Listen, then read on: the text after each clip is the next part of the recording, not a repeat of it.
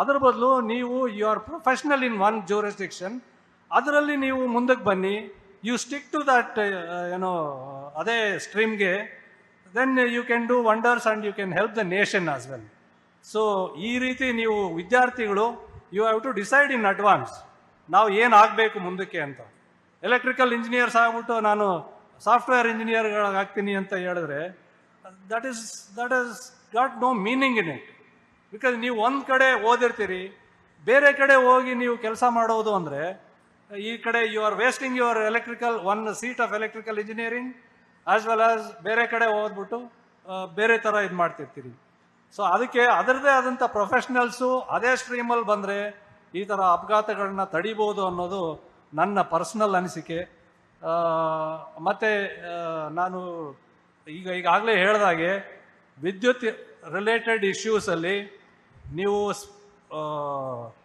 Professionals ಆಗಿದ್ದರೆ you can control the number of accidents.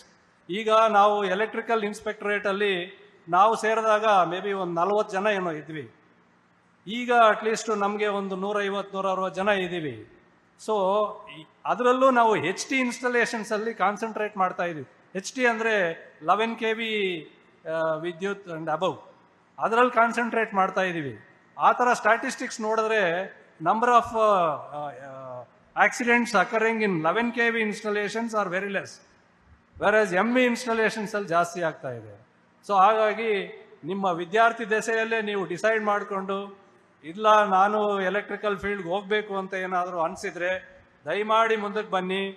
ನಮ್ಮ inspectorate ಕಡೆಯಿಂದ ಡಿಗ್ರಿ ಮುಗಿಸ್ತದ ನೆಕ್ಸ್ಟ್ ಡೇಗೆ ನಿಮಗೆ ಏನು ಸೂಪರ್ವೈಸರ್ ಪರ್ಮಿಟ್ಗಳನ್ನ ಇಶ್ಯೂ ಮಾಡ್ತೀವಿ. ಆ ಪರ್ಮಿಟ್ಗಳನ್ನ ಇಟ್ಕೊಂಡು you can supervise the electrical installations. So ಇಷ್ಟು ಮಾತ್ರ ಹೇಳ್ಬಿಟ್ಟು ನನ್ನ ಒಂದು ಅನಿಸಿಕೆಗಳನ್ನ ಹಂಚ್ಕೊಳ್ಳೋದಕ್ಕೆ ಇಷ್ಟಪಡ್ತೀನಿ. Thank you.